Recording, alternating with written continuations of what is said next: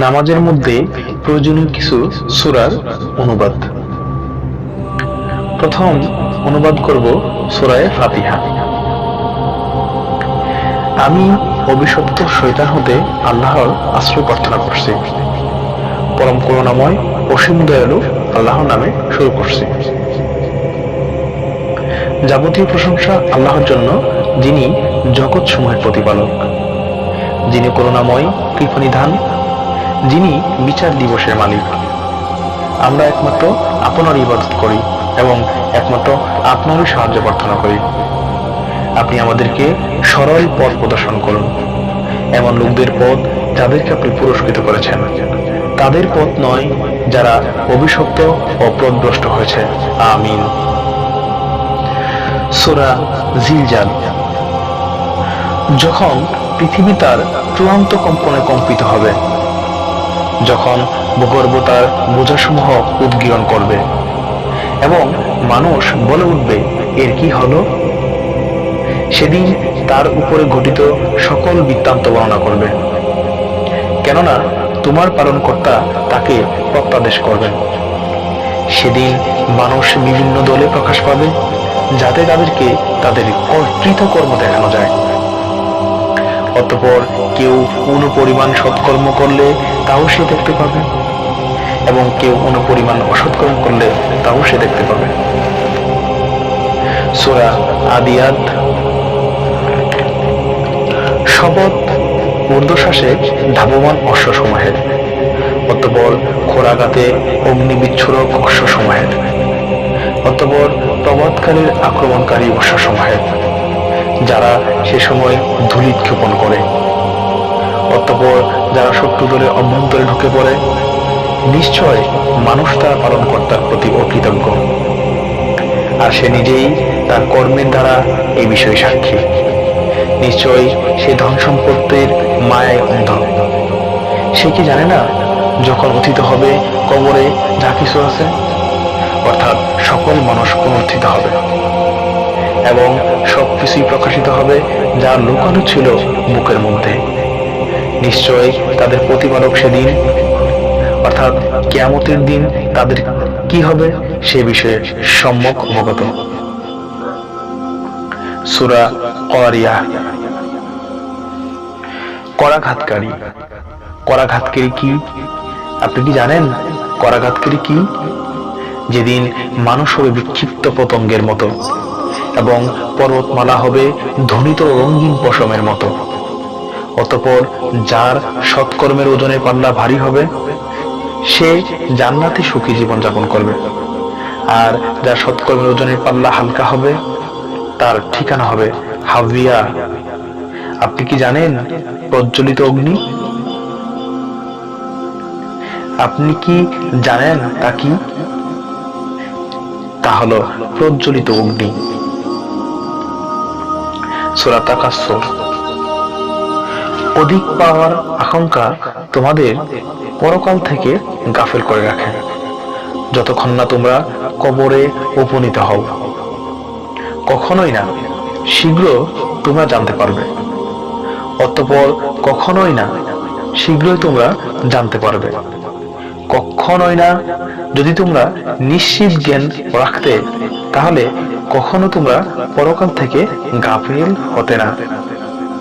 তোমরা অবশ্যই জাহান্নাম প্রত্যক্ষ করবে, অতঃপর তোমরা অবশ্যই তা দিবা প্রত্যয় দেখবে। অতঃপর তোমরা অবশ্যই সেদিন তোমার দেওয়া নিয়ামত রাজি সম্পর্কে জিজ্ঞাসিত হবে। সূরা আল আসর। কালের শপথ। নিশ্চয় সকল মানুষ অবশ্যই ক্ষতির মধ্যে রয়েছে, তারা ব্যতীত যারা জেনে বুঝে ঈমান এনেছে ও সৎকর্ম সম্পাদন করেছে এবং পরস্পরকে হকের উপদেশ দিয়েছে ও পরস্পরকে ধৈর্যের উপদেশ দিয়েছে। সূরা হুমাজা। দুর্ভোগ সেই সব ব্যক্তির জন্য যারা পশ্চাতে নিন্দা করে ও সম্মুখে নিন্দা করে এবং সম্পদ জমা করে ও গণনা করে। সে ধারণা করে যে তার মাল তাকে চিরস্থায়ী করে রাখবে। কখনোই না। সে অবশ্যই অবশ্যই নিক্ষিপ্ত হবে পিষ্টকারী হোতামার মধ্যে। আপনি কি জানেন হোতামা কি? এটা আল্লাহর প্রজ্বলিত অগ্নি, যা কলিজা পর্যন্ত পৌঁছে যাবে। এটা তাদের উপর পরিবেষ্টিত থাকবে দীর্ঘ স্তম্ভ সমূহে। সূরা ফিল। আপনি কি শোনেননি আপনার প্রভু হস্তিওয়ালাদের সাথে কিরূপ আচরণ করেছিলেন? তিনি কি তাদের চক্রান্ত নস্যাৎ করে দেননি? তিনি তাদের উপরে প্রেরণ করেছিলেন যাকে যাকে পাখি, যারা তাদের উপরে নিক্ষেপ করেছিল মেটেল পাথরের কঙ্কর। অতঃপর তিনি তাদের করে দেন বক্ষিত তৃণ সদৃশ। সূরা কুরাইশ। কুরাইশদের আসক্তির কারণে তাদের শীত ও গ্রীষ্মকালীন সফরের। অতএব তারা যেন ইবাদত করে এই গৃহের মালিকের, যিনি তাদেরকে ক্ষুধায় অন্নদান করেছেন এবং ভীতি হতে নিরাপদ করেছেন। সূরা মাউন। আপনি কি দেখেছেন তাকে, যে বিচার দিবসকে মিথ্যা বলে? সে হলো ওই ব্যক্তি যে ইয়াতিমকে গলা ধাক্কা দেয় এবং মিসকিনকে খাদ্যদান উৎসাহিত করে না। অতঃপর দুর্ভোগ ওইসব মুসল্লির জন্য যারা তাদের সলাত থেকে উদাসীন, যারা লোকদের দেখায় এবং নিত্য ব্যবহার্য বস্তু দানে বিরত থাকে। সূরা কাউসার। নিশ্চয়ই আমরা আপনাকে কাউসার দান করেছি, অতএব আপনার প্রভুর উদ্দেশ্যে সলাত আদায় করুন এবং কুরবানি করুন। নিশ্চয়ই আপনার শত্রুই নির্ধ্বংস। সূরা কাফিরুন। আপনি বলুন, হে কাফির বিন্দু, আমি ইবাদত করি না, তোমরা যাদের ইবাদত করো, এবং তোমরা ইবাদতকারী নও, আমি যার ইবাদত করি। আমি ইবাদতকারী নয়, তোমরা যার ইবাদত করো, এবং তোমরা ইবাদতকারী নও, আমি যার ইবাদত করি। তোমাদের জন্য তোমাদের দিন এবং আমার জন্য আমার দিন। সূরা নাসর। যখন এসে গেছে আল্লাহর সাহায্য ও বিজয়, এবং আপনি মানুষকে দেখছেন দলে দলে আল্লাহর দ্বীনে বা ইসলামে প্রবেশ করছে, তখন আপনি আপনার পালনকর্তার প্রশংসা সহ পবিত্রতা বর্ণনা করুন এবং তার নিকটে ক্ষমা প্রার্থনা করুন। নিশ্চয়ই তিনি অধিক তওবা কবুলকারী। সূরা লাহাব। আবু লাহাবের হস্তদ্বয় ধ্বংস হোক এবং ধ্বংস হোক সে নিজে। তার কোনো কাজে আসেনি তার ধন সম্পদ ও যা কিছু সে উপার্জন করেছে। সত্তর সে প্রবেশ করবে লেলিহান অগ্নিতে, এবং তার স্ত্রীও, যে ইন্ধন বহনকারিণী। তার গলদেশে খরজুর পত্রের পাকানো রশি। সূরা ইখলাস। বলুন, তিনি আল্লাহ এক, আল্লাহ মুখাপেক্ষীহীন। তিনি কাউকে জন্ম দেননি এবং তিনি কারো থেকে জন্মিত নন, এবং তার সমতুল্য কেউ নেই। সূরা ফালাক। বলুন, আমি আশ্রয় গ্রহণ করেছি প্রভাতের প্রতিপালকের যাবতীয় অনিষ্ট হতে যা তিনি সৃষ্টি করেছেন, এবং অন্ধকার ও রাত্রির অনিষ্ট হতে যখন তা আচ্ছন্ন হয়, গ্রন্থি দিয়ে ফুকদানকারীদের অনিষ্ট হতে এবং হিংসুকের অনিষ্ট হতে যখন সে হিংসা করে। সূরা নাস। বলুন, আমি আশ্রয় গ্রহণ করেছি মানুষের পালনকর্তার, মানুষের অধিপতির, মানুষের উপাস্যের গোপন কুমন্ত্রণার অনিষ্ট হতে, যে কুমন্ত্রণা দেয় মানুষের অন্তরসমূহে। মহান আল্লাহ তাআলা কোরআনে বলেছেন, জিনের মধ্য হতে ও মানুষের মধ্য হতে। এই তো সেই জিনিস আল্লাহ ও তার রাসূল সাল্লাল্লাহু আলাইহি সাল্লাম আমাদের কাছে যার অঙ্গীকার করেছেন। আল্লাহ এবং তার রাসূল সত্যি বলেছেন। এই ঘটনা তাদের ঈমান ও আত্মসমর্পণের মাত্রা বাড়িয়ে দিল। আল্লাহ তাআলা আরো বলেন, আর লোকেরা যাদের কাছে বলেছে যে বিরাট সৈন্যবাহিনী তোমাদের বিরুদ্ধে সমবেত হয়েছে, কাজেই তাদেরকে ভয় করো, তাদের ঈমান আরো বৃদ্ধি পেল। আর উত্তরে তারা বলল, আমাদের জন্য আল্লাহ যথেষ্ট এবং তিনি অতি চমৎকার কর্ম সম্পাদনকারী। অবশেষে আল্লাহর নিয়ামত ও দান সহ এমন অবস্থায় তারা ফিরে এলো যে তাদের কোনো ক্ষতি হলো না, আর তারা আল্লাহর সন্তুষ্টি অনুসরণ করলো। আর আল্লাহ বিরাট অনুগ্রহের মালিক। তিনি আরো বললেন, আর সেই চিরঞ্জীব আল্লাহর উপর তাওয়াক্কুল করো যিনি অমর। তিনি আরো বললেন, আল্লাহর উপরই মুমিনের ভরসা করা উচিত। তিনি আরো বললেন, যখন তুমি চূড়ান্ত সিদ্ধান্ত গ্রহণ করলে তখন আল্লাহর উপর ভরসা করো। তিনি আরো বললেন, যে লোক আল্লাহর উপর ভরসা করে তার জন্য তিনি যথেষ্ট।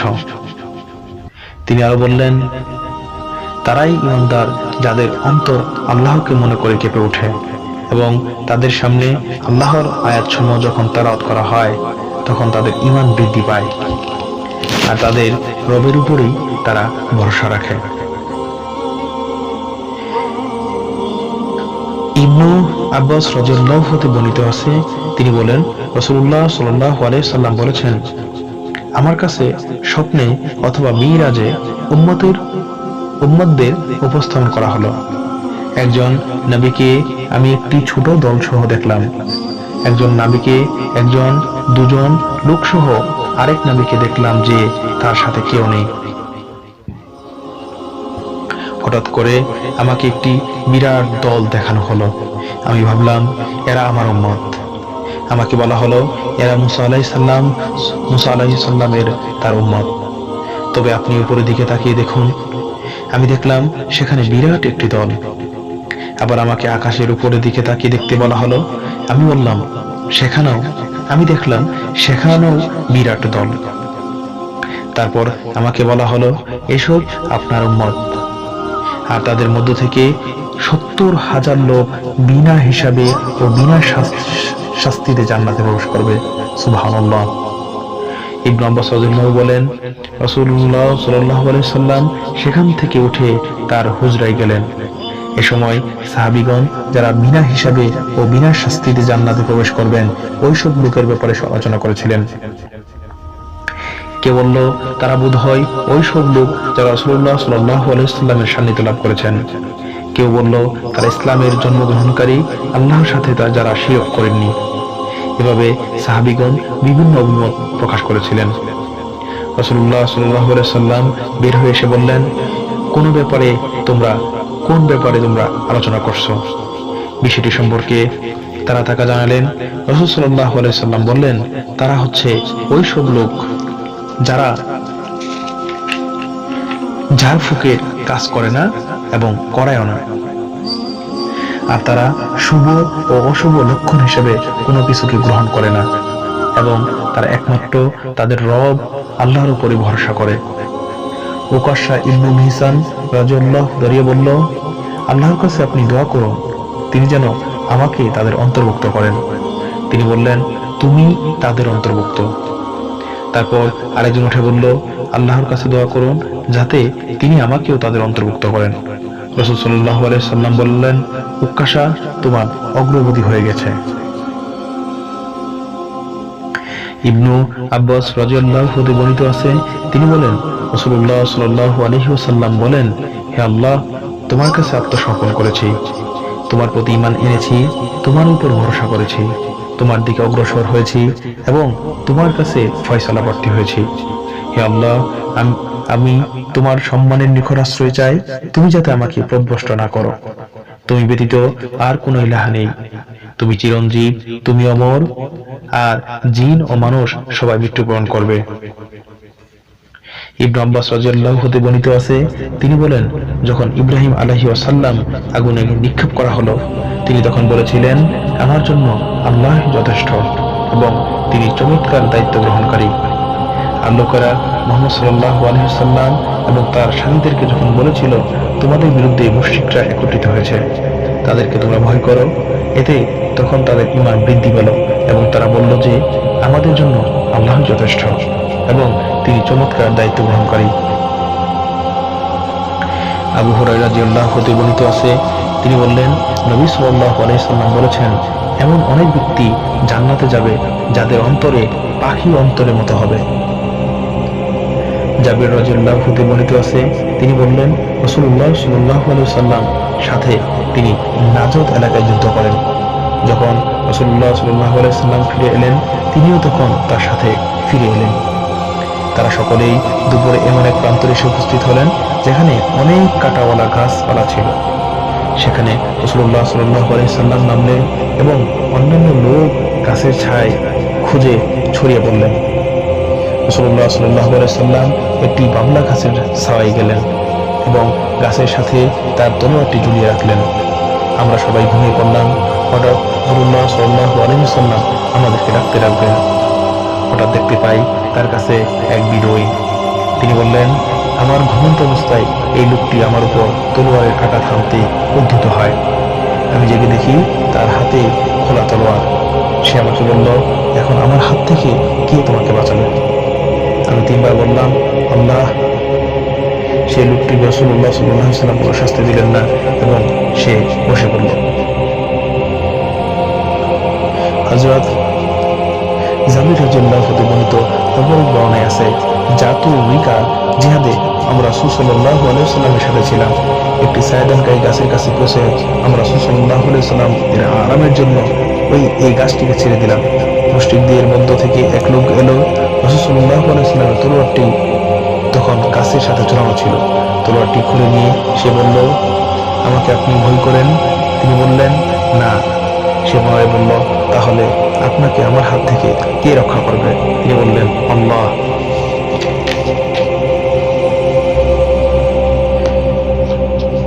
ওমর রাদিয়াল্লাহু হতে বর্ণিত আছে, তিনি রাসূলুল্লাহ সাল্লাল্লাহু আলাইহি ওয়াসাল্লামকে আমি বলতে শুনেছি, তোমরা যদি আল্লাহর উপর ভরসা করার মতো ভরসা করতে, তাহলে পাখিকে রিজিক দেওয়ার মতোই তিনি তোমাদেরকেও দিতেন। পাখি তো সকালে খালি পেটে বের হয়ে যায় এবং ভরা পেটে সন্ধ্যায় ফিরে আসে। বারা ইবনে আযিব রাদিয়াল্লাহু হতে বর্ণিত আছে, তিনি বলেন, রাসূলুল্লাহ সাল্লাল্লাহু আলাইহি ওয়াসাল্লাম বলেছেন, হে উমর, তুমি যখন তোমার বিছানায় ঘুমোতে যাও তখন বলো, হে আল্লাহ, তোমার নিকট আমি নিজেকে সমর্পণ করলাম। আমি আমার চেহারাকে তোমার দিকে ফিরিয়ে দিলাম। তোমার নিকট আমার বিষয়টি সুপথ করলাম এবং তোমার দিকে আমার পিঠখানা লাগিয়ে দিলাম। আর তোমার ভয়ে এবং তোমার পুরস্কারের আশায় এসব কিছুই করেছি। তুমি ব্যতীত কোথাও আশ্রয়ের স্থান নেই, তুমি ব্যতীত বাঁচার কোনো জায়গা নেই। তোমার কিতাবের উপর আমি ঈমান এনেছি আর যা তুমি অবতীর্ণ করেছ। তোমার প্রেরিত নবীর প্রতি ঈমান এনেছি। রাসূলুল্লাহ সাল্লাল্লাহু আলাইহি ওয়াসাল্লাম বললেন, যদি ওই রাতে তোমার মৃত্যু হয় তাহলে ইসলামের অবস্থায় তুমি মারা যাবে, আর যদি সকালে বেঁচে থাকো তাহলে কল্যাণ লাভ করবে। আবু বকর সিদ্দিক রাদিয়াল্লাহু হতে বর্ণিত আছে, তিনি বলেন, রাসূলুল্লাহ সাল্লাল্লাহু আলাইহি ওয়াসাল্লামের সাথে সওর পাহাড়ে গুহায় থাকাকালীন আমি মুশরিকদের পায়ের দিকে তাকিয়ে দেখলাম। তখন তারা আমাদের মাথার উপরে ছিল। এটা হিজরাতের ঘটনা। আমি বললাম, ইয়া রাসূলুল্লাহ সাল্লাল্লাহু আলাইহি ওয়াসাল্লাম, এখন তাদের মধ্যে কেউ যদি তার পদবের নিচের দিকে তাকায় তাহলে আমাদেরকে দেখে ফেলবে।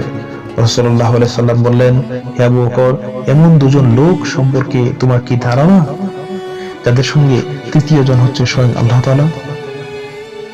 উম্মুল মুমিনিন উম্মে সালামা রাদিয়াল্লাহু হতে বর্ণিত আছে, তার নাম হিন্দ বিনতু আবি উমাইয়া হুযায়ফা আল মাখজুমিয়াহ। তিনি বললেন, যখন নবী সাল্লাল্লাহু আলাইহি ওয়াসাল্লাম তার বাড়ি থেকে বের হতেন তখন বলতেন, আল্লাহর নামে বের হচ্ছি এবং তার উপর ভরসা করছি। হে আল্লাহ, তোমার নিকট আশ্রয় চাই, আমি যেন গুমরা না হই অথবা আমাকে গুমরা না করা হয়। দিন থেকে আমি যেন সরে না যাই অথবা আমাকে সরিয়ে দেওয়া না হয়। কারো উপর আমি যেন অত্যাচার না করি অথবা আমার উপর অত্যাচার করা না হয়। আমি যেন মূর্খতা অবলম্বন না করি অথবা আমি মূর্খতার শিকার না হয়ে যাই। আনাস রাদিয়াল্লাহু হতে বর্ণিত আছে, তিনি বলেন, রাসূলুল্লাহ সাল্লাল্লাহু আলাইহি ওয়াসাল্লাম বলেছেন, নিজ বাড়ি হতে বের হওয়ার সময় যে লোক বলে, আল্লাহর নামে বের হলাম এবং আল্লাহর উপর ভরসা করলাম, আল্লাহ ব্যতীত কারো নিকট কোনো শক্তি পাওয়া যায় না, এমন দোয়া করলে তাকে বলা হয়, তোমাকে হেদায়েত দেওয়া হয়েছে, তোমাকে যথেষ্ট দেওয়া হয়েছে এবং তোমাকে হেফাজতের ব্যবস্থা করা হয়েছে, আর তার থেকে শয়তান দূরে চলে যায়। আনাস রাদিয়াল্লাহু আনহু বর্ণিত আছে, তিনি বলেন, নবী সাল্লাল্লাহু আলাইহি সাল্লামের যুগে দুই ভাই ছিল। তাদের একজন নবী সাল্লাল্লাহু আলাইহি সাল্লামের কাছে আসতো, আরেকজন নিজ কাজে মগ্ন থাকতো। কর্মব্যস্ত ভাই নবী সাল্লাল্লাহু আলাইহি সাল্লামের নিকট এসে তার ভাইয়ের বিরুদ্ধে অভিযোগ করলো। রাসূল সাল্লাল্লাহু আলাইহি সাল্লাম বললেন, খুব সম্ভব তার ওয়াসিলাই তোমাকে রিজিক দেয়া হয়। আব্দুল্লাহ ইবনু আমর ইবনুল আস রাদিয়াল্লাহু আনহু বর্ণিত আছে, তিনি বলেন, নবী সাল্লাল্লাহু আলাইহি ওয়াসাল্লাম নিম্নোক্ত দোয়াটি বলেছেন, হে আল্লাহ, অন্তরসমূহের পরিবর্তনকারী, তোমার আনুগত্যের দিকে আমাদের অন্তরসমূহকে ফিরিয়ে দাও। আবু হুরায়রা রাদিয়াল্লাহু আনহু বর্ণিত আছে, তিনি বলেন, রাসূলুল্লাহ সাল্লাল্লাহু আলাইহি ওয়াসাল্লাম বলেছেন, আল্লাহর নিকট কঠিন পরীক্ষা, চরম দুর্ভাগ্য, মন্দ ভাগ্য ও দুশমনদের আত্মতুষ্টি থেকে আশ্রয় প্রার্থনা করো। আবু হুরায়রা রাদিয়াল্লাহু আনহু বর্ণিত আছে, তিনি বলেন, রাসূলুল্লাহ সাল্লাল্লাহু আলাইহি ওয়াসাল্লাম এই দোয়া করতেন, হে আল্লাহ, আমার জন্য আমার দিনকে সংশোধন করে দাও, যা আমার কর্মের সংরক্ষক। আমার জন্য আমার পৃথিবীকে সংশোধন করে দাও, যার মধ্যে আমার জীবন জীবিকা রয়েছে। আমার জন্য আমার পরকালকে সুসংস্কৃত করে দাও, যেখানে আমাকে প্রত্যাবর্তন করতে হবে। প্রত্যেক সৎ আমলের জন্য আমার হায়াত বৃদ্ধি করে দাও, এবং প্রত্যেক অসৎ কাজ থেকে মৃত্যুকে আমার জন্য প্রশান্তির বিষয়ে পরিণত করো।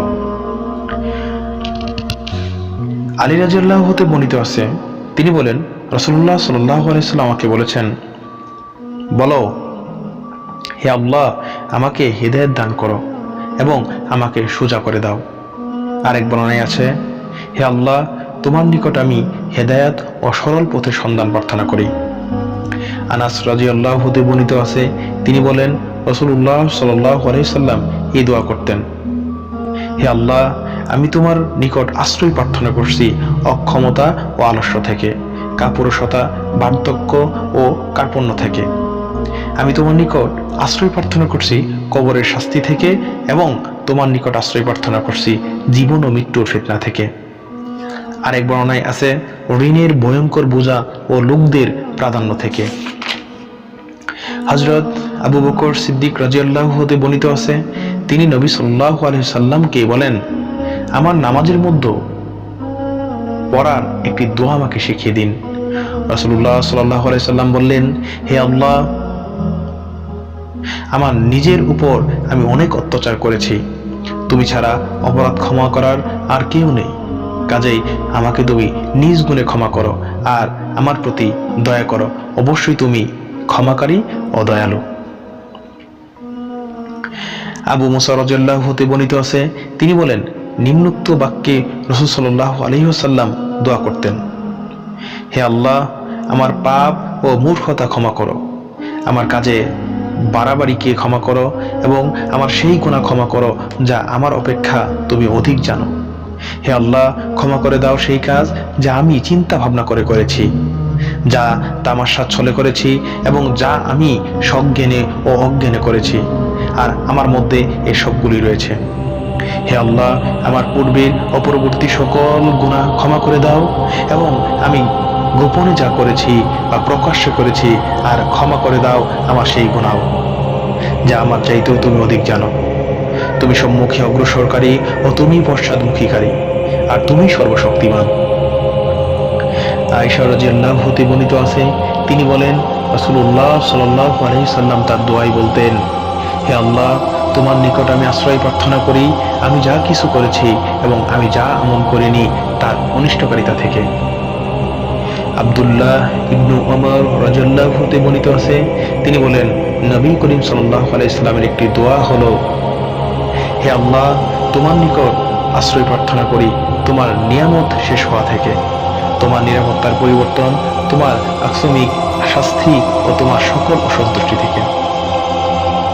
যায়েদ ইবনু আরকাম রাদিয়াল্লাহু আনহু বর্ণিত আছে, তিনি বলেন, রাসূলুল্লাহ সাল্লাল্লাহু আলাইহি সাল্লাম এই বলে দোয়া করতেন, হে আল্লাহ, আমি তোমার নিকট আশ্রয় প্রার্থনা করছি অক্ষমতা ও অলসতা থেকে, কৃপণতা ও বার্ধক্য থেকে, এবং কবরের শাস্তি থেকে। হে আল্লাহ, আমার নফসকে তাকওয়া দান করো এবং তাকে পবিত্র করে দাও। তুমি সর্বাধিক পাক পবিত্রকারী, তুমি তার অভিভাবক ও মালিক। হে আল্লাহ, আমি আশ্রয় প্রার্থনা করি তোমার নিকট অনুকারী জ্ঞান থেকে। ভীতিশূন্য অন্তর থেকে, অতিরিক্ত নফস থেকে এবং এমন দোয়া থেকে যা গ্রহণ করা হয় না।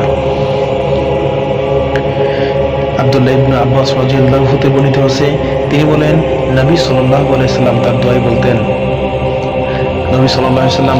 বলতেন, হে আল্লাহ, আমি তোমার অনুগত হয়েছি, তোমার প্রতি বিশ্বাস এনেছি, তোমার উপর তাওয়াক্কুল করেছি, তোমার দিকে ফিরেছি।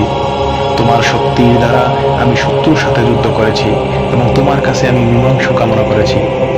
কাজেই আমার পূর্বের ও পরের গোপন ও প্রকাশ্যের সমস্ত গুনাহ ক্ষমা করে দাও। তুমি সম্মুখে অগ্রসরকারী ও তুমি পশ্চাৎমুখীকারী, তুমি ছাড়া আর কোনো মাবুদ নেই। আয়েশা রাদিয়াল্লাহু হতে বর্ণিত আছে, তিনি বলেন নবী সাল্লাল্লাহু আলাইহি সাল্লাম নিম্নোক্ত বাক্যে দোয়া করতেন, হে আল্লাহ, আমি তোমার নিকট আশ্রয় চাচ্ছি জাহান্নামের বিপর্যয় ও শাস্তি থেকে এবং প্রাচুর্য ও দারিদ্র অনিষ্ট থেকে। জিয়াদ ইবনু ইলাকা রাদিয়াল্লাহু হতে তার চাচা কুতবা ইবনু মালিক রাদিয়াল্লাহু এর সূত্রে বর্ণিত আছে, তিনি বলেন নবী সাল্লাল্লাহু আলাইহি সাল্লাম নিম্নোক্ত বাক্যগুলো বলে দোয়া করতেন, হে আল্লাহ, আমি তোমার নিকট অসৎ চরিত্র, অসৎ আমাল ও কুপ্রবৃত্তি থেকে আশ্রয় প্রার্থনা করি। শাকল ইবনু হুমায়দ রাদিয়াল্লাহু হতে বর্ণিত আছে, তিনি বলেন আমি বললাম, হে আল্লাহ রাসূল সাল্লাল্লাহু আলাইহি সাল্লাম, আমাকে আশ্রয় প্রার্থনার বাক্য শিখিয়ে দিন যার দ্বারা আমি আশ্রয় প্রার্থনা করব। তিনি আমার কাঁধে হাত রেখে বললেন, তুমি বলো, হে আল্লাহ, আমি তোমার নিকট আশ্রয় প্রার্থনা করছি আমার কানের অনিষ্টকারিতা থেকে, আমার চোখের অনিষ্টকারিতা থেকে, আমার কথার অনিষ্টকারিতা থেকে, আমার অন্তরের অনিষ্টকারিতা থেকে এবং আমার লজ্জাস্থানের অনিষ্টকারিতা থেকে। আনাস রাদিয়াল্লাহু হতে বর্ণিত আছে, তিনি বলেন নবী সাল্লাল্লাহু আলাইহি সাল্লাম তার দোয়ায় বলতেন, হে আল্লাহ, আমি তোমার নিকট আশ্রয় প্রার্থনা করছি শ্বেত রোগ, পাগলামি, কোষ্ঠ রোগ ও যাবতীয় খারাপ রোগ থেকে। আবু হুরায়রা রাদিয়াল্লাহু হতে বর্ণিত আছে, তিনি বলেন রাসূলুল্লাহ সাল্লাল্লাহু আলাইহি সাল্লাম বলতেন, হে আল্লাহ, আমি তোমার নিকট আশ্রয় প্রার্থনা করি ক্ষুধা ও অনাহার থেকে, কারণ তা হচ্ছে নিকৃষ্ট শয্যাসঙ্গী। আর আমি তোমার কাছে আশ্রয় প্রার্থনা করি খিয়ানত ও আত্মসাৎ থেকে, কারণ তা হচ্ছে নিকৃষ্ট আভ্যন্তরীণ অভ্যাস। আলী রাদিয়াল্লাহু হতে বর্ণিত আছে, তার নিকট জৈনক মুকাতাব গোলাম এসে বলল, নিজের মুক্তির জন্য চুক্তিবদ্ধ অর্থ পরিশোধ করতে আমি অক্ষম হয়ে পড়েছি, কাজেই আমাকে আপনি সাহায্য করুন। তিনি বললেন, আমাকে যে কথাগুলো রাসূলুল্লাহ সাল্লাল্লাহু আলাইহি ওয়াসাল্লাম শিখিয়েছিলেন, আমি কি তোমাকে সেগুলো বলে দিব? তোমার উপর যদি পাহাড় সমান ঋণের বোঝা থাকে তা তিনি পরিশোধের ব্যবস্থা করে দিবেন। বলো, হে আল্লাহ, তোমার হালালকে আমার জন্য যথেষ্ট করে দাও, বাঁচার লক্ষ্যে তোমার হারাম থেকে এবং তোমার অনুগ্রহকে আমার জন্য যথেষ্ট করে দাও, তুমি ব্যতীত অন্য কারো মুখাফিকি হওয়া থেকে। ইমরান ইবনুল হুসাইন রাদিয়াল্লাহু হতে বর্ণিত আছে, তার বাবা হুসাইন রাদিয়াল্লাহুকে নবী সাল্লাল্লাহু আলাইহি সাল্লাম দুটি কথা শিখিয়েছিলেন যার মাধ্যমে তিনি দোয়া করতেন। কথাটি হলো, হে আল্লাহ, আমার অন্তরে হেদায়েত পৌঁছিয়ে দাও এবং আমার নফসের অনিষ্টকারিতা থেকে আমাকে রক্ষা করো। আবুল ফজল আব্বাস ইবনু আব্দুল মুত্তালিব রাদিয়াল্লাহু হতে বর্ণিত আছে, তিনি বলেন, আমি বললাম, হে আল্লাহ রাসূল সাল্লাল্লাহু আলাইহি ওয়াসাল্লাম, এমন কিছু বিষয় আমাকে শিখিয়ে দিন যা আমি মহান আল্লাহ তাআলার নিকট প্রার্থনা করব। তিনি বললেন, আল্লাহ তাআলার নিকট নিরাপত্তা প্রার্থনা করো। কিছুদিন পর আমি এসে বললাম, হে আল্লাহ রাসূল সাল্লাল্লাহু আলাইহি ওয়াসাল্লাম, আমাকে কিছু জিনিস শিখিয়ে দিন, আমি আল্লাহ তাআলার নিকট তা প্রার্থনা করব। আমাকে তিনি বললেন, হে আব্বাস, হে আল্লাহর রাসূলের চাচা, আল্লাহ তাআলার নিকট ইহকাল ও পরকালে নিরাপত্তা প্রার্থনা করুন। শাহর ইবনু হাউশাব রাদিয়াল্লাহু হতে বর্ণিত আছে, তিনি বলেন, উম্মু সালামা রাদিয়াল্লাহুকে আমি প্রশ্ন করলাম, হে উম্মুল মুমিনিন, যখন রাসূলুল্লাহ সাল্লাল্লাহু আলাইহি ওয়াসাল্লাম আপনার নিকট থাকতেন তখন অধিকাংশ সময় তিনি কি দোয়া করতেন? তিনি বললেন, অধিকাংশ সময় তিনি এই দোয়া করতেন, হে অন্তরসমূহকে গুড়িয়ে দেওয়ার অধিকারী, তোমার দ্বীনের উপর আমার অন্তরকে অবিচলভাবে প্রতিষ্ঠা রাখো। আবু দারদা রাদিয়াল্লাহু হতে বর্ণিত আছে, তিনি বলেন, রাসূলুল্লাহ সাল্লাল্লাহু আলাইহি ওয়াসাল্লাম বলেন, দাউদ আলাইহিস সালামের একটি দোয়া ছিল, হে আল্লাহ, তোমার নিকট আমি তোমার ভালোবাসা চাচ্ছি এবং সেই লোকের ভালোবাসা চাচ্ছি যে তোমাকে ভালোবাসে, আর এমন আমল চাচ্ছি যা আমাকে তোমার ভালোবাসার নিকট পৌঁছে দিবে। হে আল্লাহ, আমার নিকট তোমার ভালোবাসাকে আমার জীবন, আমার পরিবার পরিজন ও ঠান্ডা পানির চেয়ে অধিক প্রিয় করো। আনাস রাদিয়াল্লাহু হতে বর্ণিত আছে, তিনি বলেন, রাসূলুল্লাহ সাল্লাল্লাহু আলাইহি সাল্লাম বলেন, ইয়া জাল জালালি ওয়াল ইকরাম, এই দোয়াটি অধিকবার পাঠ করো। আবু উমামা রাদিয়াল্লাহু হতে বর্ণিত আছে, তিনি বলেন, রাসূলুল্লাহ সাল্লাল্লাহু আলাইহি ওয়াসাল্লাম অগণিত দোয়া করেছিলেন, আর কোনটি আমরা মনে রাখতে পারলাম না। আমরা বললাম, হে আল্লাহ রাসূল সাল্লাল্লাহু আলাইহি ওয়াসাল্লাম, আপনি অধিক সংখ্যক দোয়া করেছেন, তার ভিতর থেকে কিছুই আমরা মনে রাখতে পারিনি। তিনি বললেন, তোমাদেরকে আমি কি এরূপ একটি দোয়া শিখিয়ে দিব না, সবগুলো দোয়াকে যা সংযুক্ত করবে? তোমরা বলো, হে আল্লাহ, তোমার নিকট সেই সকল কল্যাণ কামনা করছি যা তোমার নবী মুহাম্মদ সাল্লাল্লাহু আলাইহি ওয়াসাল্লাম তোমার নিকট কামনা করেছেন, এবং তোমার নিকট আমি আশ্রয় প্রার্থনা করছি সেই সকল অনিষ্ট থেকে যা থেকে তোমার নবী মুহাম্মদ সাল্লাল্লাহু আলাইহি ওয়াসাল্লাম তোমার নিকট আশ্রয় প্রার্থনা করেছেন। তুমি সাহায্যকারী, তোমার নিকট সব পৌঁছে যাবে, এবং তোমার সাহায্য ছাড়া গুনাহ থেকে বিরত থাকার ও পূর্ণ করার ক্ষমতা কারো নেই। আব্দুল্লাহ ইবনু মাসউদ রাদিয়াল্লাহু হতে বর্ণিত আছে, তিনি বলেন, নবী সাল্লাল্লাহু আলাইহি ওয়াসাল্লাম এর একটি দোয়া ছিল, হে আল্লাহ, তোমার নিকট আমি তোমার রহমত নির্ধারণকারী বিষয় প্রার্থনা করছি, তোমার মাগফিরাতের কার্যকারণ সমূহ প্রার্থনা করছি, আর প্রার্থনা করছি প্রতিটি গুনাহ থেকে দূরে থাকা ও প্রতিটি নেকি লাভ করা ও জান্নাতের সাফল্য ও জাহান্নামের আগুন থেকে মুক্তি। কারো অগোচরে তার জন্য দোয়া করার ফজিলত। মহান আল্লাহ তাআলার বাণী, আর তাদের পরে যারা এসেছে তাদের জন্য দোয়া করে বলে, হে আমাদের প্রভু, আমাদেরকে ক্ষমা করো, এবং আমাদের আগের যেই সব ভাই বিশ্বাস এনেছে তাদেরকেও ক্ষমা করে দাও। মহান আল্লাহ তাআলা বলেন, আর তোমাদের গুনাহসমূহের জন্য ক্ষমা প্রার্থনা করো, এবং মুমিন নর ও মুমিন নর নারীদের জন্যও। ইব্রাহিম আলাইহিস সালামের উক্তি বর্ণনা করে মহান আল্লাহ তাআলা বলেন, হে আমাদের প্রভু, আমাকে মাফ করো, এবং আমাদের বাবা মাকে ও সকল ঈমানদারকে ক্ষমা করো, যেদিন হিসাব গ্রহণ করা হবে। আবু দারদা রাদিয়াল্লাহু হতে বর্ণিত আছে, তিনি বলেন, রাসূলুল্লাহ সাল্লাল্লাহু আলাইহি সাল্লামকে তিনি বলতে শুনেছেন, যে কোনো মুসলিম বান্দা যখন তার ভাইয়ের জন্য তার অনুপস্থিতিতে দোয়া করে, তখন ফেরেশতারা বলেন, তোমার জন্যও অনুরূপ। আবু দারদা রাদিয়াল্লাহু হতে বর্ণিত আছে, তিনি বলেন, রাসূলুল্লাহ সাল্লাল্লাহু আলাইহি ওয়াসাল্লাম বলতেন, ভাইয়ের অনুপস্থিতিতে কোনো মুসলমান লোকের দোয়া তার জন্য গ্রহণ করা হয়। তার মাথার নিকট একজন দায়িত্বশীল ফেরেশতা নিয়োজিত থাকেন। ওই লোক যখন তার ভাইয়ের কল্যাণের জন্য দোয়া করেন, তখনই ওই নিয়োজিত দায়িত্বশীল ফেরেশতা বলেন, আমিন, তোমার জন্য অনুরূপ। দোয়া প্রসঙ্গে প্রয়োজনীয় মাসআলা।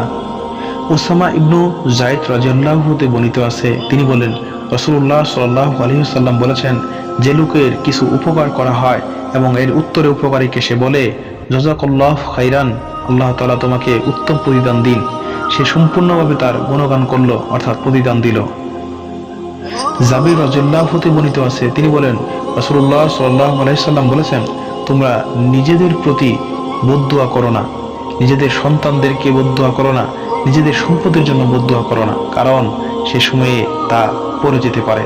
যখন আল্লাহর নিকট কিছু প্রার্থনা করলে তা কবুল হয়, এরূপে তোমাদের জন্য এই বদদুয়াটি গ্রহণ হয়ে যেতে পারে।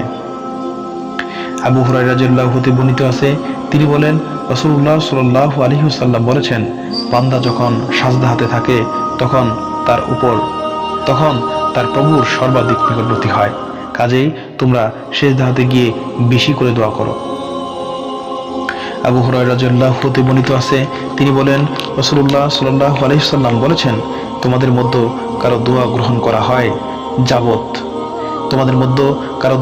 করা হয় যাবত না সে তাড়াহুড়া করে, সে বলতে থাকে, আমার প্রভুর নিকট আমি দোয়া করেছিলাম, কিন্তু আমার দোয়া তিনি কবুল করেনি।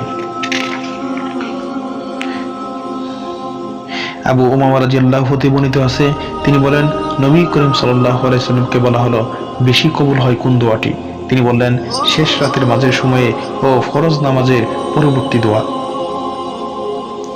ওবাদা ইবনুস সামিত রাদিয়াল্লাহু হতে বর্ণিত আছে, তিনি বলেন রাসূলুল্লাহ সাল্লাল্লাহু আলাইহি ওয়াসাল্লাম বলেছেন, দুনিয়ার যে কোনো মুসলিম লোক মহান আল্লাহ তাআলার নিকট দোয়া করলে তাকে তিনি তা দান করেন অথবা তার থেকে অনুরূপ অনিষ্ট দূর করেন, যতক্ষণ পর্যন্ত না সে কোনো গুনাহ বা আত্মীয়তার বন্ধন ছিন্ন করার দোয়া করে। উপস্থিত লোকদের মধ্য থেকে এক লোক বলল, এখন থেকে তাহলে তো আমরা অধিক হারে দোয়া করব। রাসূলুল্লাহ সাল্লাল্লাহু আলাইহি ওয়াসাল্লাম বললেন, আল্লাহ অধিক হারে কবুল করবেন। দোয়ার ফজিলত।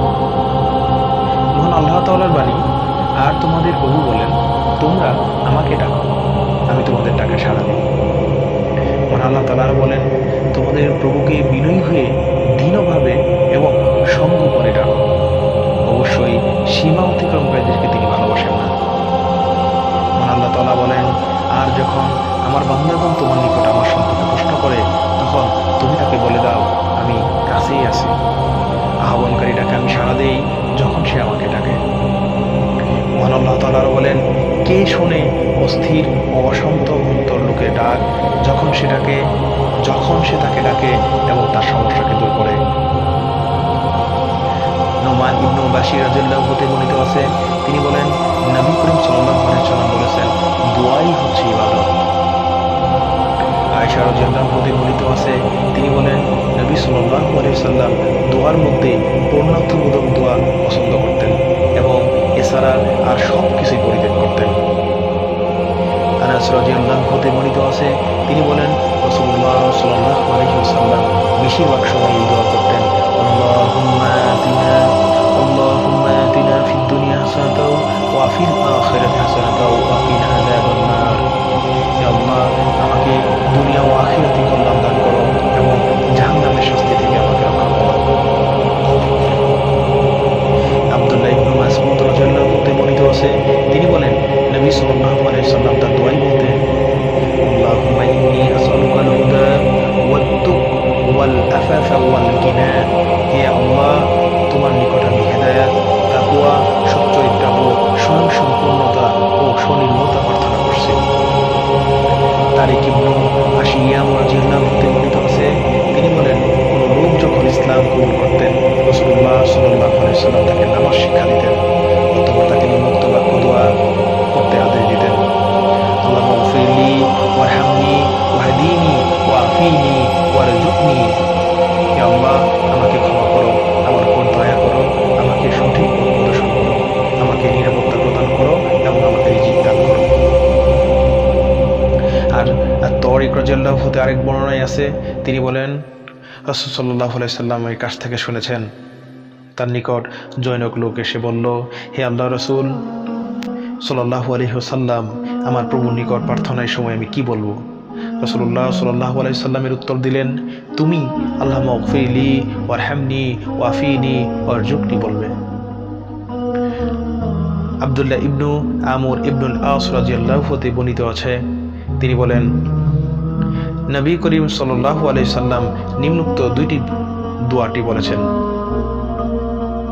নিম্নোক্ত দোয়াটি বলেছেন, আল্লাহুম্মা মুসাররিফাল কুলুব সাররিফ কুলুবানা আলা তাইক। সম্মানিত ভিউয়ার্স, আজকে আমরা একটি গুরুত্বপূর্ণ আলোচনা নিয়ে হাজির হয়েছি। আজকে আমরা আলোচনা করব মৃত্যুর পরে প্রচলিত কিছু বিদআত নিয়ে। তো চলুন শুরু করি আজকের ভিডিওটি। মৃত্যুর পরে আমাদের সমাজে যে সকল বিদআত প্রচলিত রয়েছে, তার মধ্যে অন্যতম কিছু এই ভিডিওতে তুলে ধরা হলো। সবাইকে অনুরোধ করব, ভিডিওটি স্কিপ না করে ধীরে ধীরে সম্পূর্ণ ভিডিওটি দেখে ফেলুন।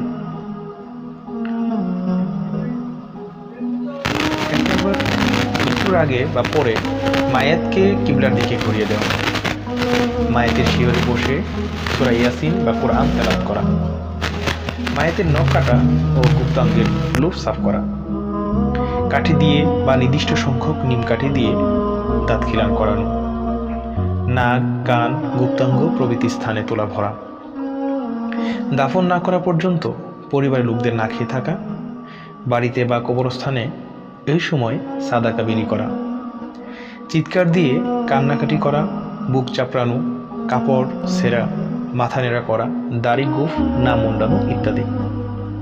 3 দিনের অধিক বা সপ্তাহ, মাস, 6 মাস ব্যাপী শোক পালন করা, কেবল স্ত্রী ব্যতীত, কেননা তিনি 4 মাস 10 দিন ইদ্যত পালন করবেন।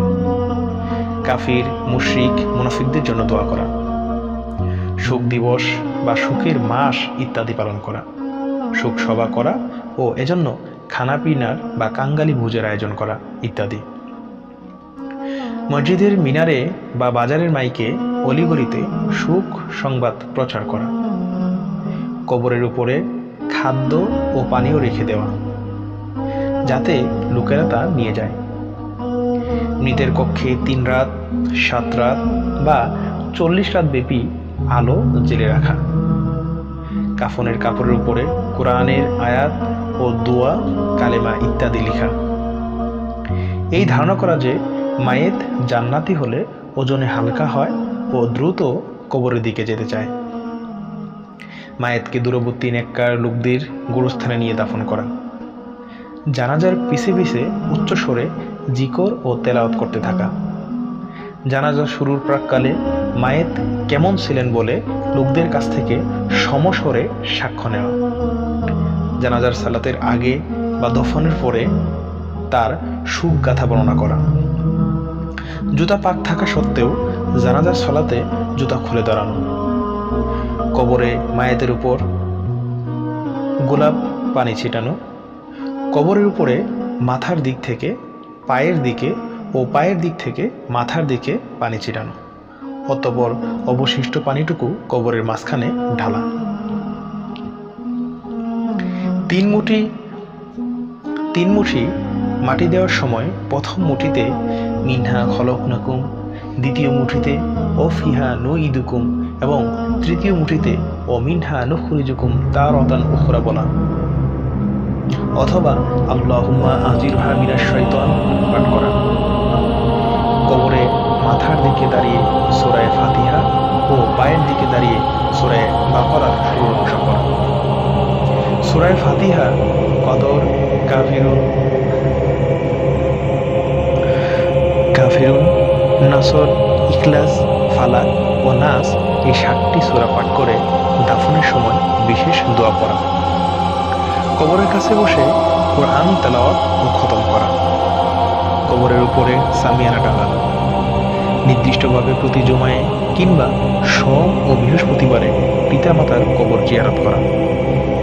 এতদ ব্যতীত আশুরা, শবে মেরাজ, শবে বরাত, রমজান ও 2 ঈদে বিশেষভাবে কবর জিয়ারত করা। কবরের সামনে হাত জোড় করে দাঁড়ানো ও সূরা ফাতিহা একবার, ইখলাস 11 বার কিংবা সূরা ইয়াসিন একবার পড়া। কোরআন পাঠকারীকে উত্তম খানাপিনা ও টাকা পয়সা দেওয়া বা এই বিষয়ে ওসিয়ত করে যাওয়া। কবরকে সুন্দর করা। কবরে রুমাল, কাপড় ইত্যাদি বরকত মনে করে নিক্ষেপ করা। কবরে চুম্বন করা। কবরের গায়ে মৃতের নাম ও মৃত্যুর তারিখ লেখা। কবরের গায়ে বরকত মনে করে হাত লাগানো এবং পেট ও পিঠ ঠেকানো। 30 পারা কোরআন বা সূরা ইয়াসিন পড়ে এর সওয়াব সমূহ মৃতের নামে বকশে দেওয়া, যাকে এদেশে কোরআন খানি বলে।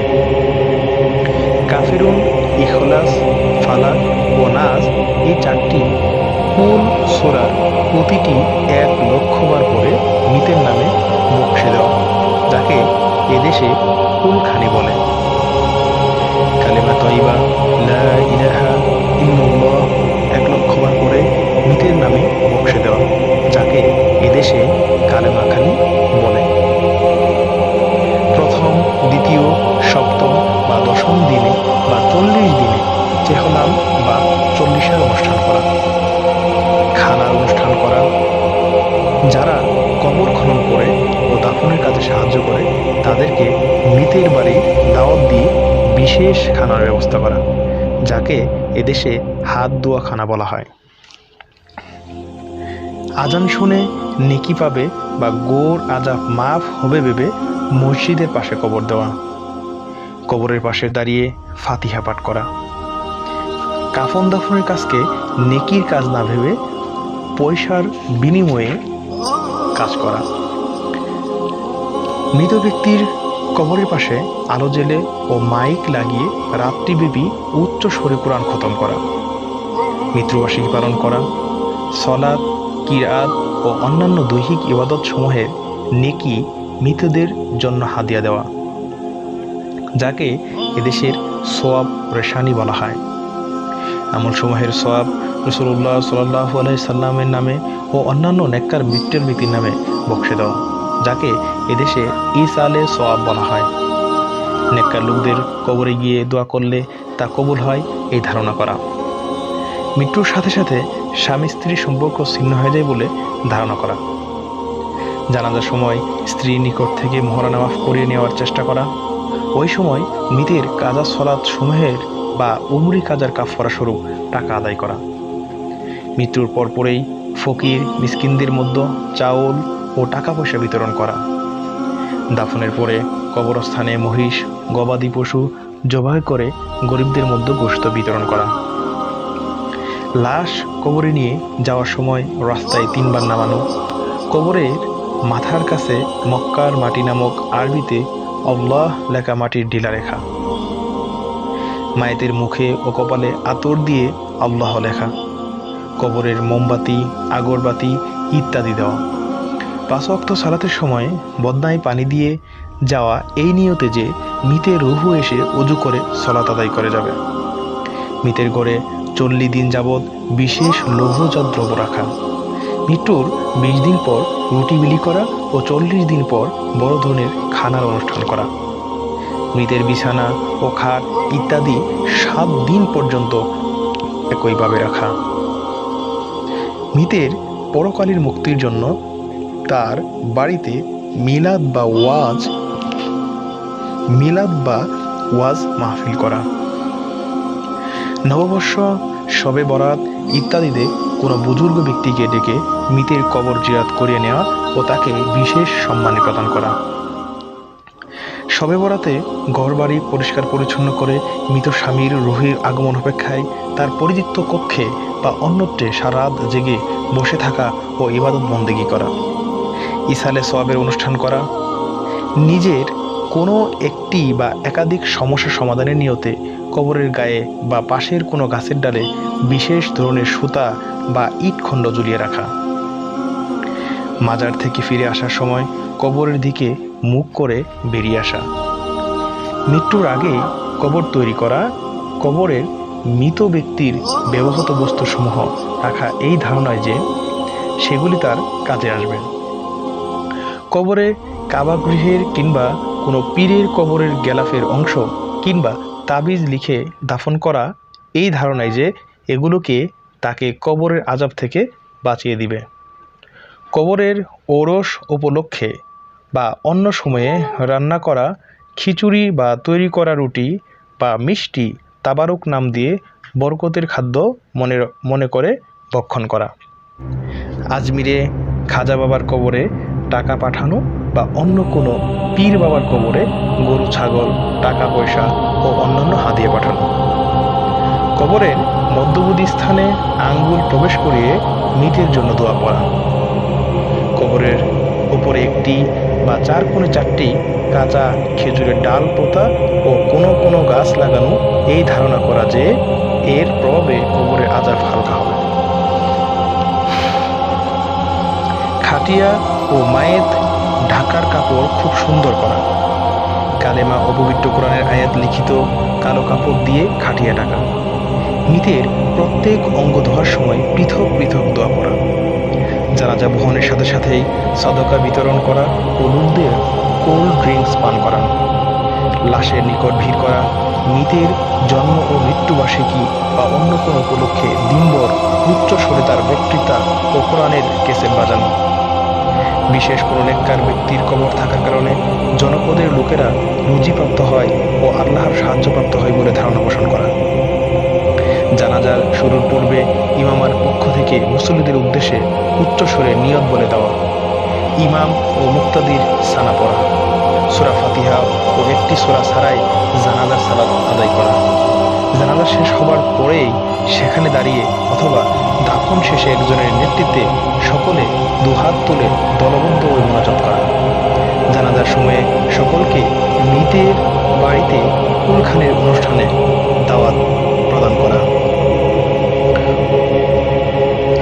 উপরে বর্ণিত বিষয়গুলি ছাড়াও মৃত ব্যক্তি ও কবরকে কেন্দ্র করে হাজারো রকমের শিরকি আকীদা ও বিদআতি রসম রেওয়াজ উপমহাদেশে মুসলিম সমাজে চালু আছে।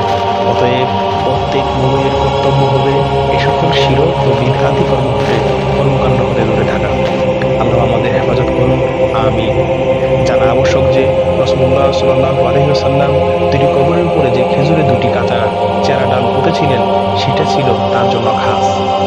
তার বা কোনো সাহাবীর পক্ষ থেকে পরবর্তীতে এমন কোনো আমল করার নজির নেই বুরাইদা আসলামী রাদিয়াল্লাহু ব্যতীত, কেননা তিনি এটার জন্য ওসিয়ত করেছিলেন। বুখারী। অতএব এটা স্পষ্ট যে কেবলমাত্র আল্লাহর সন্তুষ্টি অর্জনের উদ্দেশ্যেই নেক আমলের কারণেই কবরের আযাব মাফ হতে পারে, ফুল দেওয়া বা কাঁচা ডাল পোঁতার কারণে নয়। কেননা এসবের কোনো প্রভাব মায়েতের উপর পড়ে না। যেমন আব্দুর রহমান রাদিয়াল্লাহু আনহু এর কবরের উপর তাবু খাটানো দেখে ইবনু ওমর রাদিয়াল্লাহু বলেন, ওটাকে হটিয়ে ফেলো হে বৎস, কেননা ওটা তার আমলের উপরে ছায়া করছে বা বাধা সৃষ্টি করছে। হাদিসটি ইমাম বুখারী ও ইমাম মুসলিম একই সাথে বর্ণনা করেছেন। মিশকাত শরীফের হাদিস 338 নম্বর। অজুর ফজিলাত। মহান আল্লাহ তাআলা বলেন, হে ঈমানদারগণ, তোমরা যখন নামাজের জন্য উঠবে তোমরা তোমাদের চেহারা ও কোণল পর্যন্ত দুই হাত ধুয়ে ফেলবে, মাথা মাসাজ করবে এবং উভয় পা গিটসহ ধৌত করবে। আর যদি তোমরা অসুস্থ হও বা সফরে থাকো অথবা তোমাদের মধ্যে কেউ যদি প্রস্রাব পায়খানা করে বা তোমরা যদি স্ত্রী সহবাস করো এবং পানি না পাও তাহলে পবিত্র মাটি দিয়ে তায়াম্মুম করো। এ অবস্থায় ওই মাটির উপর হাত রেখে সেই হাত দিয়ে তোমাদের চেহারা ও দুই হাত মাসাহ করবে। তোমাদের জীবনকে আল্লাহ সংকীর্ণ করে দিতে চান না, তিনি তোমাদেরকে পবিত্র করতে চান এবং তার নিয়ামত তোমাদের উপর সম্পূর্ণ করে দিতে চান যাতে তোমরা শুকরিয়া আদায় করো। হযরত আবু হুরায়রা রাদিয়াল্লাহু হতে বর্ণিত আছে, তিনি বলেন, রাসূলুল্লাহ সাল্লাল্লাহু আলাইহি ওয়াসাল্লামকে আমি বলতে শুনেছি, কিয়ামতের দিন আমার উম্মতকে গুররান মুহাজ্জালিন অর্থাৎ উজ্জ্বল কপাল ও শুভ্র অঙ্গের অধিকারী বলে ডাকা হবে। যেসব অঙ্গ ওযু করতে ধোয়া হয় সেখান থেকে এর চিহ্ন ফুটে বের হবে। তাই তোমাদের মাঝে যে লোক নিজের শুভ্রতা বাড়াতে সক্ষম তার তাই করা উচিত। হযরত আবু হুরায়রা রাদিয়াল্লাহু হতে বর্ণিত আছে, তিনি বলেন, আমার বন্ধু রাসূলুল্লাহ সাল্লাল্লাহু আলাইহি ওয়াসাল্লামকে আমি বলতে শুনেছি, সেই স্থান পর্যন্ত মুমিনের সৌন্দর্য পৌঁছে যাবে তার উজুর পানি যে স্থান পর্যন্ত পৌঁছে থাকে। হযরত উসমান ইবনু আফফান রাদিয়াল্লাহু কর্তৃক বর্ণিত আছে, তিনি বলেন, রাসূলুল্লাহ সাল্লাল্লাহু আলাইহি ওয়াসাল্লাম বলেছেন, যে লোক ওযু করে এবং খুব উত্তম রূপে ও সুন্দরভাবে ওযু করে তার শরীর থেকে সমস্ত গুনাহ ঝরে যায়, এমনকি তার নখের নিচ থেকেও ঝরে যায়। ওসমান ইবনে আফফান রাদিয়াল্লাহু আনহু বর্ণিত আছে, তিনি বলেন, রাসূলুল্লাহ সাল্লাল্লাহু আলাইহি ওয়াসাল্লামকে আমি আমার এই ওযুর অনুরূপ ওযু করতে দেখেছি। তারপর তিনি বলেন, এভাবে যে লোক ওযু করবে তার পিছনে সমস্ত পাপ ক্ষমা করা হবে, আলহামদুলিল্লাহ, আর তার নামাজ ও মসজিদ পর্যন্ত আসা তার জন্য নফল হয়ে যাবে। হযরত আবু হুরায়রা রাদিয়াল্লাহু আনহু বর্ণিত আছে, তিনি বলেন, রাসূলুল্লাহ সাল্লাল্লাহু আলাইহি ওয়াসাল্লাম বলেছেন, কোন মুসলিম বা মুমিন বান্দা যখন ওযু করার সময় তার চেহারায় ধুয়ে ফেলে, তার চেহারা থেকে পানির সাথে বা পানির শেষে বিন্দুটির সাথে তার চোখের মাধ্যমে কৃত সমস্ত পাপ ঝরে যায়, সুবহানাল্লাহ। তারপর সে যখন তার হাত দুটি ধুয়ে ফেলে, তার হাত দুটি থেকে পানির সাথে বা পানির শেষ বিন্দুটির সাথে তার হাতের মাধ্যমে কৃত সমস্ত পাপ ঝরে যায়, সুবহানাল্লাহ। এরপর সে যখন তার উভয় পা ধুয়ে ফেলে, তার দু পা থেকে পানির সাথে বা পানির শেষ বিন্দুটির সাথে তার পায়ের মাধ্যমে কৃত সকল পাপ ঝরে যায়। আলহামদুলিল্লাহ। এমনকি গুনাহ থেকে সে সম্পূর্ণ পবিত্র হয়ে যায়। হযরত আবু হুরায়রা রাদিয়াল্লাহু হতে বর্ণিত আছে, রাসূলুল্লাহ সাল্লাল্লাহু আলাইহি ওয়াসাল্লাম কবরস্থানে এলেন এবং বললেন, আসসালামু আলাইকুম দারা কওমুল মুমিনিন ওয়া ইন্না ইনশাআল্লাহ বিকুম লাহিকুম। অর্থাৎ, হে মুমিনদের আবাসস্থলের অধিবাসীরা, তোমাদের উপর শান্তি বর্ষিত হোক, আর ইনশাআল্লাহ তোমাদের সাথে আমরা মিলিত হব। আমার অন্তরের একান্ত ইচ্ছা ছিল আমাদের ভাইদেরকে দেখব। সাহাবীগণ প্রশ্ন করলেন, হে আল্লাহর রাসূল, আমরা কি আপনার ভাই নই? জবাবে তিনি বললেন, তোমরা আমার সাহাবী, আর যারা এখনো পৃথিবীতে আসেনি তারাই আমার ভাই। সাহাবীগণ প্রশ্ন করলেন, হে আল্লাহর রাসূল সাল্লাল্লাহু আলাইহি ওয়াসাল্লাম, আপনার উম্মতের যে সকল লোক এখন দুনিয়ায় আসেনি, আপনি তাদেরকে কিভাবে চিনবেন? জবাবে তিনি বললেন, দেখো, যদি কোনো লোকের সাদা কপাল ও সাদা পাওয়ালা গুড়া অন্য কালো গুড়ার মাঝে একত্রে থাকে, তাহলে কি সে তার গুড়া চিনতে পারবে না? সাহাবীগণ বললেন, হে আল্লাহ রাসূল সাল্লাল্লাহু আলাইহি ওয়াসাল্লাম, হ্যাঁ পারবে। তিনি বললেন, তাহলে তারা কিয়ামতের দিন এমন অবস্থায় আসবে যখন ওদের জন্য তাদের কপাল ও হাত পা থেকে নূর ঠিকরে পড়তে থাকতে, এবং তাদের পূর্বেই আমি হাউজে কাউসারে পৌঁছে যাব। সুবহানাল্লাহ। হযরত আবু হুরায়রা রাদিয়াল্লাহু হতে বর্ণিত আছে, তিনি বলেন, রাসূলুল্লাহ সাল্লাল্লাহু আলাইহি ওয়াসাল্লাম বলেছেন, তোমাদেরকে আমি কি সেই জিনিসটির কথা বলবো না যার মাধ্যমে আল্লাহ তাআলা গুনাহ মুছে ফেলেন এবং যার সাহায্যে সম্মান বৃদ্ধি করেন? সাহাবীগণ বললেন, হে আল্লাহর রাসূল সাল্লাল্লাহু আলাইহি ওয়াসাল্লাম। তিনি বললেন, কষ্টের সময়ে পরিপূর্ণভাবে ওযু করা, মসজিদের দিকে বেশি বেশি পা ফেলা এবং এক নামাজের পর আরেক নামাজের জন্য অপেক্ষায় থাকা। এটি তোমাদের সীমানা প্রহরা, বা পছন্দের বস্তু। আবু মালিক আল আশআরী রাদিয়াল্লাহু হতে বর্ণিত আছে, তিনি বলেন, রাসূল সাল্লাল্লাহু আলাইহি ওয়াসাল্লাম বলেছেন, পবিত্রতা ঈমানের অর্ধেক। এর আগে এই গ্রন্থের ধৈর্যের অধ্যায়ে হাদিসটির বিস্তারিত বর্ণনা এসে গেছে, আর এই একই বিষয়বস্তু সম্মিলিত আরেকটি হাদিস আশা অধ্যায়ের কিতাবুর রাজা শেষের দিকে সাহাবী আমর ইবনু আবাসা রাদিয়াল্লাহু হতে বর্ণিত আছে। এটি এমন একটি মহান হাদিস যার মাঝে অনেক উত্তম কর্মের অন্তর্ভুক্তি ঘটেছে। হযরত ওমর ইবনুল খাত্তাব রাদিয়াল্লাহু হতে বর্ণিত আছে, রাসূল সাল্লাল্লাহু আলাইহি ওয়াসাল্লাম বলেছেন, তোমাদের মাঝে যে লোক পরিপূর্ণভাবে ওযু করে অথবা তারপর বলে, আশহাদু আল্লা ইলাহা ইল্লাল্লাহু ওয়াহদাহু লা শারীকা লাহু ওয়া আশহাদু আন্না মুহাম্মাদান আবদুহু ওয়া রাসূলুহু, জান্নাতের 8টি দরজা তার জন্য খুলে দেওয়া হবে। নিজের ইচ্ছা মতো যে কোনো দরজা দিয়ে সে জান্নাতে প্রবেশ করতে পারবে। সুবহানাল্লাহ।